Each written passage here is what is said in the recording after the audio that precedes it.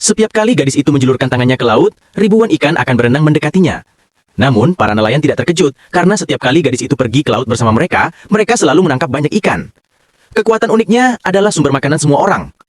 Yang lebih mengejutkan, setiap hari orang-orang akan berbaris di depan rumahnya. Mereka mengatakan bahwa siapapun yang disentuhnya, penyakit mereka akan hilang dalam hitungan detik. Bahkan luka kecil langsung sembuh dalam sekejap. Karena dirinya, kehidupan di pulau itu pun damai tanpa penyakit atau kekurangan. Tapi suatu hari, semuanya berubah. Ketika ia bermain di pegunungan dengan temannya, mereka melihat sarang lebah besar di tanah. Saat ia mendekat, lebah-lebah yang berdengung menjadi tenang dan hinggap di tangannya, seolah-olah dia adalah ratu mereka. Dengan gembira, ia menunjukkan keajaiban itu kepada temannya. Tapi kemudian ia melihat bahwa lebah-lebah lainnya mulai menyerang temannya. Karena panik, ia mengepalkan tangan, dan pada saat itu, semua lebah jatuh ke tanah dan mati. Melihat itu, gadis itu menjadi takut. Ia berpikir sekarang orang-orang akan melihatnya sebagai monster. Jadi ia meminta temannya berjanji untuk tidak memberitahu rahasia itu kepada siapapun. Namun, sejak hari itu semuanya berubah.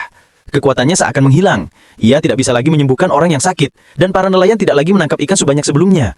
Penduduk pulau pun mulai khawatir dengan masa depan mereka. Isla adalah anak angkat dari pasangan Bobby dan Grace.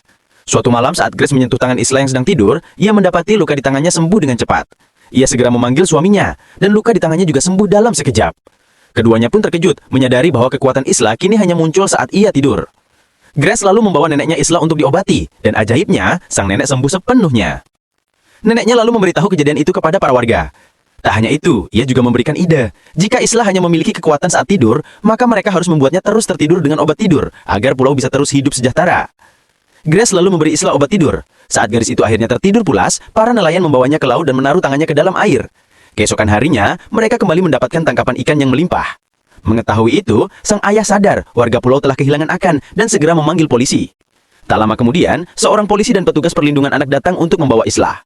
Namun, warga menolak dengan keras, bahkan mengancam dengan senjata. Bagi mereka, kehilangan Isla berarti kembali hidup dalam kemiskinan dan penyakit.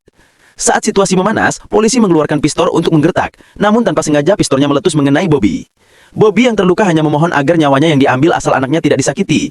Sang nenek dan Grace lalu membawa obat tidur ke kamar Isla. Mereka memaksanya untuk meminum obat itu. Isla belum sadar apa yang terjadi hingga tiba-tiba ia dipaksa berbaring dan diberi minum. Tepat saat itu, temannya menerobos masuk sambil membawa senjata, mengancam agar mereka melepaskannya. Saat sang nenek hendak merebut senjata itu, teman Isla menembaknya.